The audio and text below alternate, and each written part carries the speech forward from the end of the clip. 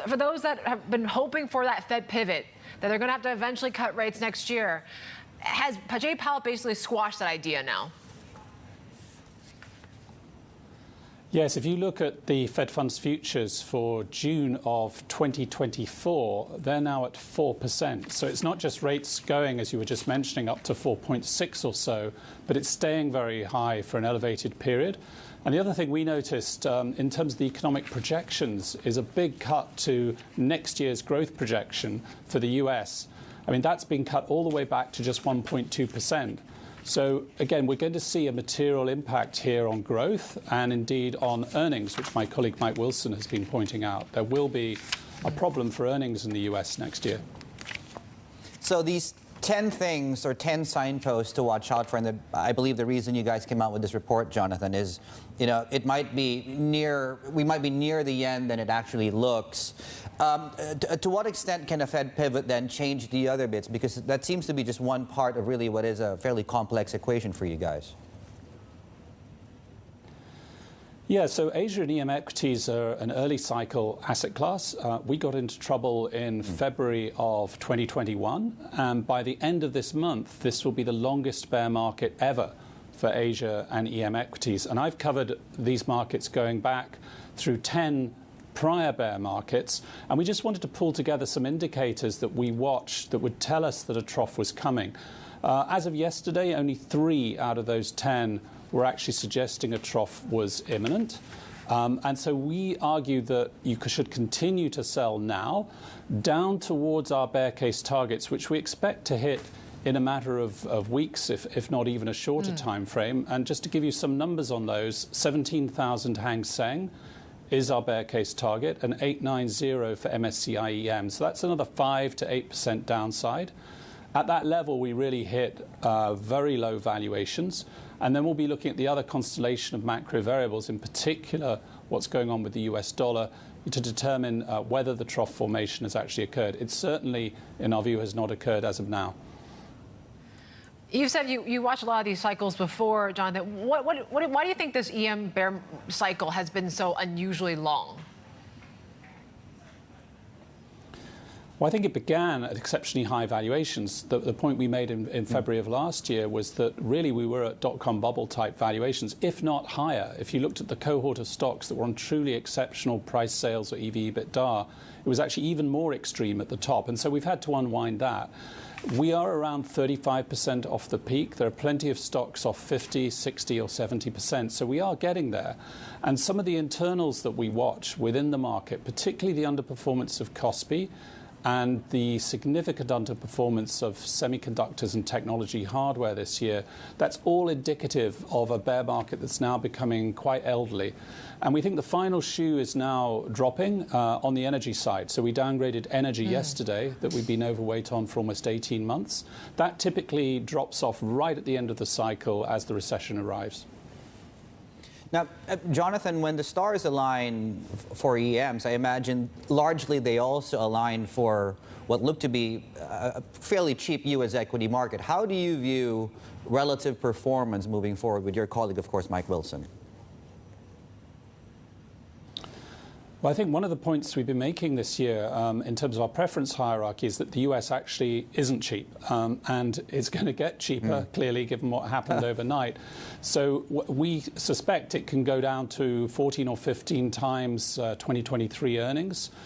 So we will undershoot on the US, probably break through the old lows. That's Mike's view, and I fully concur with it. Our world is cheaper already, and in particular Japan that we favor, sub 12 times forward, that has better earnings revisions than overall EM and Asia, could well hold up and has been, in fact, somewhat defensive this year. China is now sub 10 times forward PE. So we are substantially cheaper than the S&P, but we can't go up when the S&P is falling. The fallout in these Asia EM FX currencies, I mean, we've continued to see these superlatives continue with the renminbi, the yuan this morning as well. I have to wonder, are we likely going to see more pushback from central bankers here in the region, Jonathan? Yes, I mentioned on the earlier segment that the US dollar is a real constraint on performance for assets across the spectrum in our region. If you look at the real effective exchange rate of the US dollar, it's within 3% of a 30-year high. So it is breaking to the upside right now, and that really constrains liquidity globally, and it makes life very difficult for regional central banks, and certainly means that the bias we would expect is going to be to continue to have this nominal exchange rate weakness versus the US dollar. Right, and it takes us into, if I could ask you to elaborate a little bit further on what you mentioned in the previous segment on China, and you mentioned a few targets there, HSI 17,000, cheap valuations. How are you looking at China right now? Yeah, so we're watching it very closely along with Korea and Taiwan, because in previous cycles, when we've actually hit the trough, leadership changes. So this year we've been overweight markets like Indonesia and Singapore, and outside of this region, Saudi Arabia and Brazil. They're the late cycle plays. But the early cycle plays in our region have been historically Taiwan, Korea and China. China led global markets in early '09, for example, and was very strong around the trough of the COVID recession. But what we're trying to judge is that interplay between valuations which are low, earnings revisions which are still very negative, though not as bad as they were in May and June, and then these overarching issues, the geopolitical risk issue, the COVID zero approach, and the property deleveraging. And it's a very tough call as to whether China can, when we eventually get to the bottom or not, actually lead the market back up. We haven't made our mind up on that yet. So even if, I'm just wondering, if COVID restrictions, COVID zero goes away, you're saying it's still unclear whether that can actually boost EM in this cycle. It's more about the Fed story, you think, that could dominate, more so than the China story? Yeah, so we have the Party Congress coming up in the middle of next month. If you go back to maybe May, June, there was probably more hope in the market that you'd see a major change in relation to, let's say, China's overall strategy for the economy, which might have delivered an acceleration of growth at the back end of the year.